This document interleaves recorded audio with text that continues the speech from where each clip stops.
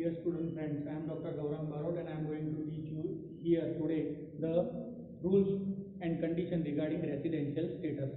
In taxation we have learned that scheme of taxation, method of taxation, how to calculate a tax, that we have learned. Okay, so there are different status of tax. Okay, that those whose age are less than 60, they are general resident, known as a general resident, then senior citizen, then super senior citizen. That all things we have learned. But government of India taking tax all the person those who are living in India. Okay, suppose someone is NRI, someone is coming from out of India in India. Okay, from abroad and come to here in India and stay for some days. So can we take tax from him or not? So this is the question. So from whom we can take a tax? So for that, first of all we have to check his residential status.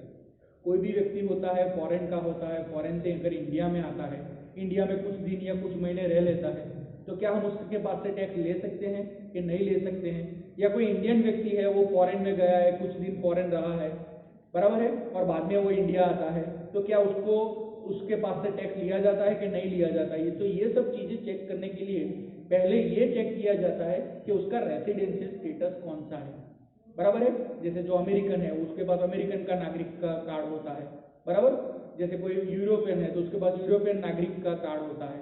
हमारे India में है तो वो India का उसका status check करना पड़ेगा कि इंडिया में वो रेसिडेंट है कि नहीं है, बराबर है। पहले ये चेक करना पड़ेगा अगर वो रेसिडेंट है या नॉन रेसिडेंट होता है। अगर मान लो रेसिडेंट होता है तो फिर आगे हम क्या करेंगे, बराबर है। जैसे हम सब यहाँ इंडिया में ही रहते हैं, बरसों से पैदा भी इंडिया में हुए, इंडिया में ही पले बड़े हैं, बराबर है। तो हम सब क्या है, हमारा स्टेटस कौन सा आएगा? तो ये सब चीजें चेक करनी पड़ेगी। उसके बाद गवर्नमेंट डिसाइड करती है कि उस पर टैक्सेबिलिटी कितनी लगेगी, बराबर है, कितना टैक्स उससे लिया जाएगा। ये सब चीजें रूल ये सब बाद में फिक्स होता है। पहले उसका रेसिडेंशियल स्टेटस, वो कहाँ पर रहता है, उसका स्टे क्या है, ये सब चीजें चेक करना जरूरी बनता है। तो इस चीज को कहा जाता है रेसिडेंशियल स्टेटस। कोई भी एसएससी होता है, कोई भी करदाता होता है, तो पहले उसका रेसिडेंशियल स्टेटस चेक किया जाता है। उसमें दो चीजें आती है। पहली चीज आती है या तो वो रेसिडेंट होता है, बराबर, या तो वो नॉन रेसिडेंट होता है। रेसिडेंट मतलब क्या, इंडिया में अगर वो रहा है तो उसकी कुछ कंडीशन है, कुछ शर्तें हैं, वो बात हम देखेंगे। तो कुछ शर्तों का वो अगर पालन करता है तो उसको क्या माना जाएगा, रेसिडेंट माना जाएगा। और अगर वो शर्तों का वो पालन नहीं करता है, वो शर्तें उस पर लागू नहीं होती है, तो वो क्या बन जाता है, नॉन रेसिडेंट बन जाता है, मतलब वो इंडिया का है नहीं। क्लियर? तो यहाँ वो नॉर्मल इंडिया का है या इंडिया का नहीं है, पहले ये चेक किया जाता है। अगर मान लो वो नॉन रेसिडेंट है तो कोई बात नहीं, वो तो फॉरेन का है, बाहर ही चला जाएगा आज नहीं तो कल, ऐसा ही मान लिया जाता है, बराबर। मान लो अगर वो रेसिडेंट है, तो रेसिडेंट है तो आगे एक स्टेप और आता है कि एक चीज और चेक की जाती है, वो है ऑर्डिनरी रेसिडेंट, कि वो ऑर्डिनरी रेसिडेंट बनता है कि नहीं, मतलब सामान्य नागरिक हमारे जैसा, बराबर है। तो सामान्य नागरिक चेक करने के लिए रेसिडेंट अगर होता है तो उसके बाद दो कंडीशन चेक की जाती है, या तो रेसिडेंट तो वो है ही, पर ऑर्डिनरी रेसिडेंट है कि नहीं। वो रेसिडेंट भी हो सकता है और साथ में क्या हो सकता है, ऑर्डिनरी रेसिडेंट भी हो सकता है।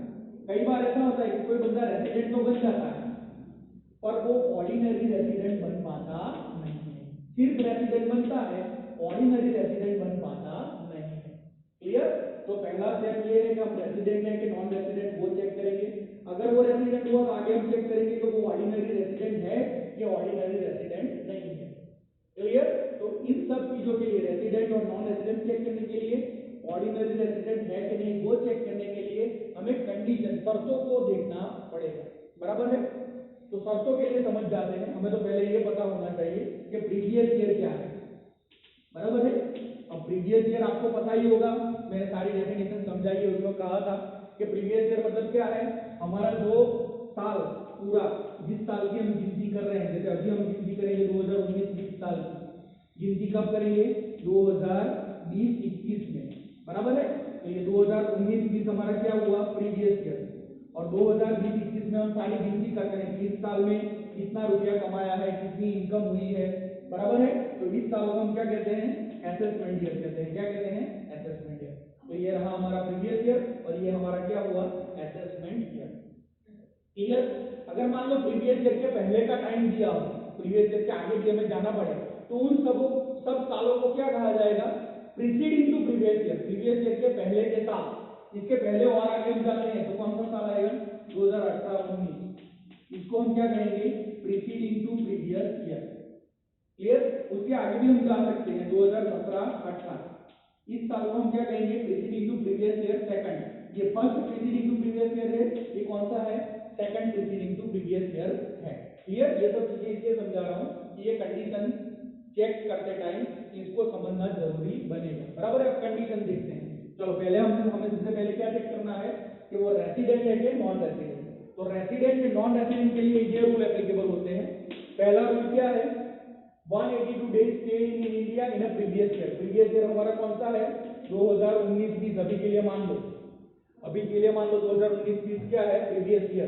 तो इस प्रीवियस ईयर में वो 182 दिन इंडिया में रहा था, जैसे कोई बाहर का है या कोई भी है, पिछले प्रीवियस ईयर में 2019-20 में अगर वो 182 डेज इंडिया में रहा था तो उसको क्या मान लिया जाएगा रेसिडेंट मान लिया जाएगा। क्या मान लिया जाएगा रेसिडेंट, वो इंडिया का रहिश आदमी है।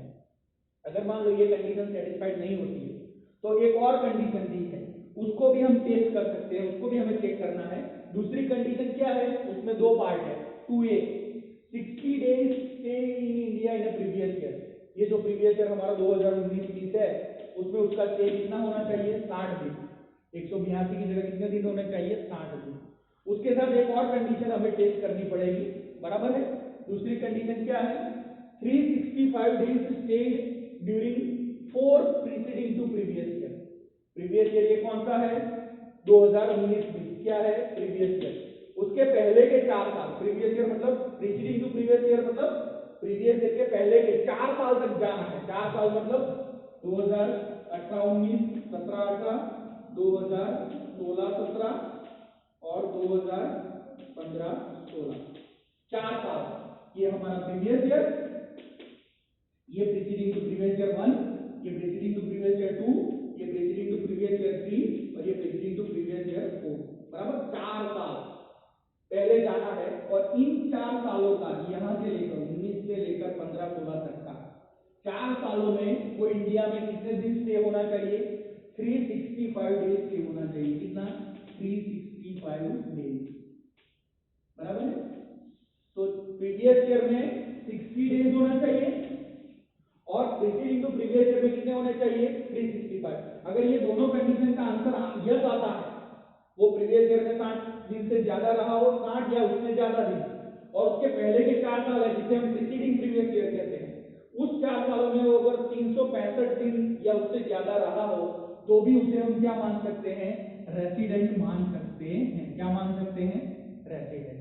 क्लियर? अगर ये कंडीशन हो जाती है अप्रूव तो ऑलरेडी रेसिडेंट बन जाता है। पर अगर ये कंडीशन अप्रूव नहीं हुई, वो सिर्फ 80 दिन ही रहा, तो ये कंडीशन देखो और ये देखो, ये दोनों अगर प्लस आती है, दोनों एक साथ प्लस आनी चाहिए, तो उसे हम क्या कहेंगे रेसिडेंट। तब जाके वो इंडिया में क्या बनता है रेसिडेंट, वो नॉन रेसिडेंट नहीं माना जाता, फिर उसे क्या माना जाता है रेसिडेंट। मान लो ये दोनों कंडीशन रिजेक्ट हो गई, ये भी रिजेक्ट हो गई, ये भी रिजेक्ट हो गई, तो अब उसे बाय डिफॉल्ट क्या माना जाएगा is known as a non resident. उसे हम क्या कहेंगे नॉन रेसिडेंट। वो इंडिया का है नहीं, इंडिया का रहिश है नहीं, भारत का रहिश होने के लिए पहले सबसे इन दो में से कोई कंडीशन टैली होनी चाहिए, या तो ये या तो ये। क्लियर? अब वो क्या बन गया रेसिडेंट बन गया। मान लो वो रेसिडेंट बन गया, तो अब हम क्या करेंगे उसका ऑर्डिनरी रेसिडेंस का स्टेटस चेक करेंगे। बराबर है कि वो ऑर्डिनरी रेसिडेंट बनता है कि नहीं। तो ऑर्डिनरी रेसिडेंट बनने के लिए क्या करना पड़ेगा वो हम देखते हैं। तो ऑर्डिनरी रेसिडेंट की भी कई सारी कंडीशन है, चलो उसकी कंडीशन देखते हैं कि ऑर्डिनरी रेसिडेंट बनने के लिए पहले तो वो क्या होना चाहिए रेसिडेंट होना चाहिए। क्या होना चाहिए रेसिडेंट, क्योंकि रेसिडेंट अगर होगा तो ही इस स्टेज पर हम आगे आएंगे, वरना नॉन रेसिडेंट है तो वो सीधा चला ही जाएगा, उसको आगे फिर हमें कुछ करने की जरूरत है नहीं। चलो ऑर्डिनरी रेसिडेंट के लिए क्या रूल है, दो कंडीशन है, यहाँ प्लस का साइन है, प्लस मतलब दोनों होनी चाहिए, ये भी प्रूव होनी चाहिए और ये भी प्रूव होनी चाहिए, दोनों का पॉजिटिव यस आंसर आता है तो ही वो ऑर्डिनरी रेसिडेंट बनेगा। क्लियर? चलो पहली कंडीशन क्या है कि must resident in India at least for 2 previous year, 2 previous year out of 10 preceding to previous year. बराबर? ये हमारा जो प्रीवियस ईयर है उसके पहले यहाँ 4 साल लिए गए हैं, ऐसे कितने साल के लिए हमें देखना है 10 साल। 10 साल में से वो 2 साल क्या होना चाहिए, रेसिडेंट की ये दो कंडीशन उसको एप्लीकेबल होनी चाहिए। देखो यहाँ पर हम देख सकते हैं कि प्रीवियस ईयर कौन सा है, प्रीवियस ईयर 2019-20, ये हमारा बनता है प्रीवियस ईयर। उसके पहले के 10 साल, प्रीसीडिंग टू प्रीवियस ईयर मतलब प्रीवियस ईयर के पहले के 10 साल, तो उसके पहले के 10 साल यहाँ देखने पड़ेंगे, 2018-19, 2017-18, 2016-17, 2015-16, 2014-15, 2013-14, 2012-13, बराबर, 1 2 3 4 5 6 7, बराबर, यहाँ लिख देते हैं 1 2 3 4 5 6 7, बराबर। अभी 7 साल ही हुए, हमें रिकॉर्ड कितने साल का देखना है, 10 साल। तो 2011-12, 2010-11, 2009-10, बराबर, ये हो गए 8 9 और 10।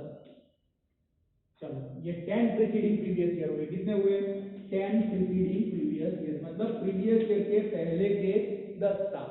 तो प्रीवियस ईयर के पहले के 10 साल ये हुए, इन सभी सालों में हमें चेक करना पड़ेगा कि वो रेसिडेंट बनता है कि नहीं।